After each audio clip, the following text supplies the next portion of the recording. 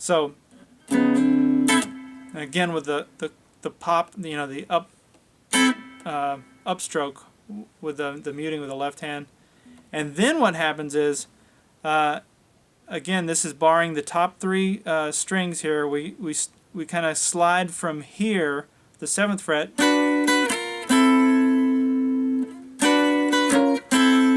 so we go.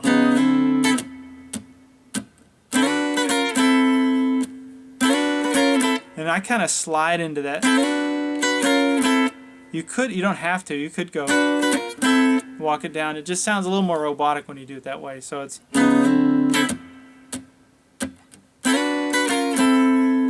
And with the right hand is playing down, up, down, up.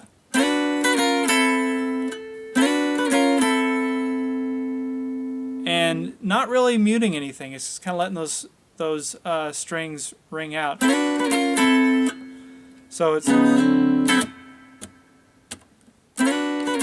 The reason I was pounding there was just to kind of keep the rhythm.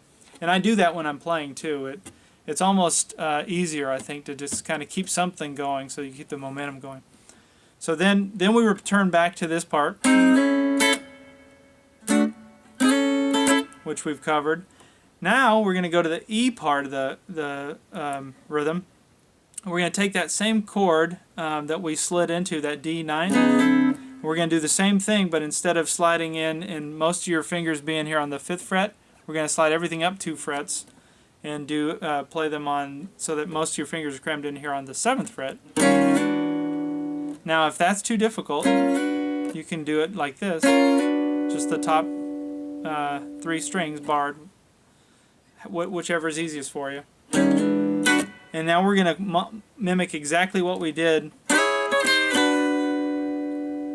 with that little bar chord across the top 3 strings. You'll notice this is happening a lot during this, and which, you know, when you see it, when you hear it all together, it sounds more difficult than it is when you actually analyze it.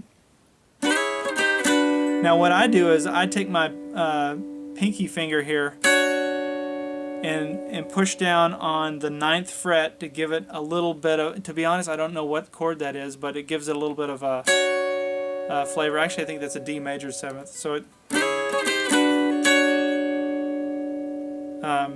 kind of gives it that, and I'm hitting that with the upstroke. And then we go back, just return right back to that A. And then we do the turnaround. I'm just barring here on the 7th fret with my ring finger, and I'm going.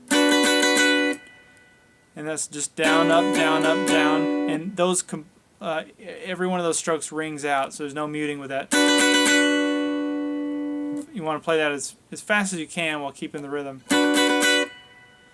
And that's really it. That's it in a nutshell. I'll go through the whole thing now without any kind of backup music, so you can take a closer look at all the parts up close like this.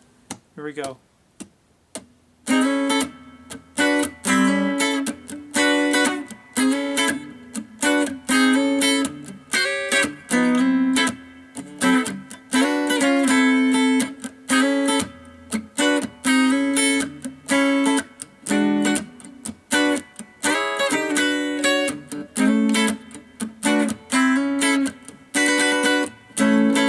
Now notice when I did the turnaround, I grabbed it there with my pointer finger.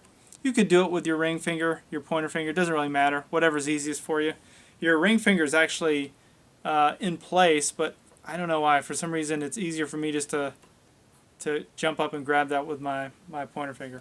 Either one will work though.